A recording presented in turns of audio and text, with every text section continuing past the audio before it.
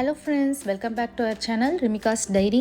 இன்றைக்கி என்ன பார்க்க போகிறோம் அப்படின்னா மஷ்ரூம் பட்டர் மசாலா ரெசிபி தான். இந்த ரெசிபி ஆல்ரெடி நம்ம சேனலில் நான் போஸ்ட் பண்ணியிருக்கிறேன். பட் ஆனால் அதில் டெக்ஸ்ட் மாதிரி பண்ணியிருந்தனால நம்ம சப்ஸ்கிரைபர் ஒருத்தவங்க எக்ஸ்பிளைன் பண்ண சொல்லி ரெக்வஸ்ட் பண்ணியிருந்தாங்க.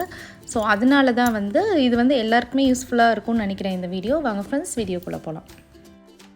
ஸோ இந்த பட்டர் மஷ்ரூம் மசாலா பார்த்திங்கன்னா நான் நான், சப்பாத்தி, ரோட்டி, ஃப்ரைட் ரைஸ் இது எல்லாத்துக்குமே ரொம்ப பர்ஃபெக்டான ஒரு சைட் டிஷ் தான். ஸோ இதோட இன்க்ரீடியன்ட்ஸ் என்னென்ன அப்படின்னு சொல்லி பார்த்துடலாம்.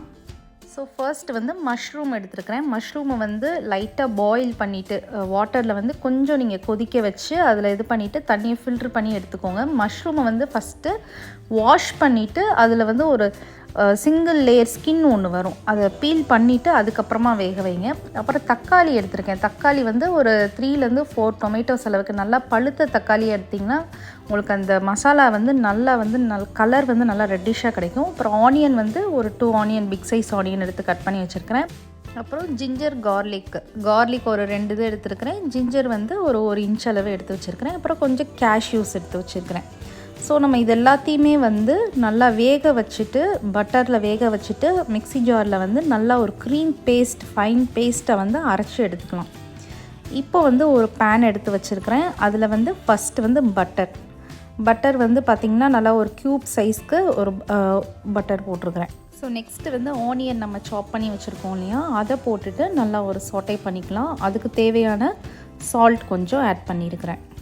ஸோ இப்போ வெங்காயம் நல்லா வதங்கிடுச்சு. இப்போ நம்ம தக்காளி ஆட் பண்ணிக்கலாம். தக்காளி, அதுக்கப்புறம் ஜிஞ்சர், கார்லிக் இது எல்லாத்தையும் ஆட் பண்ணிவிட்டு ஃபைனலாக கேஷ்யூஸை ஆட் பண்ணிக்கலாம். ஆட் பண்ணிவிட்டு நல்லா வேக வச்சுக்கோங்க. ஒரு லிட் போட்டு கூட க்ளோஸ் பண்ணிவிட்டு நல்லா வேக வச்சுக்கோங்க. வேக வச்சுட்டு நல்லா ஆற வச்சுட்டு ஒரு மிக்ஸி ஜாரில் இந்த மாதிரி அரைச்சிக்கோங்க, ஃபைன் பேஸ்ட்டாக அரைச்சிக்கோங்க.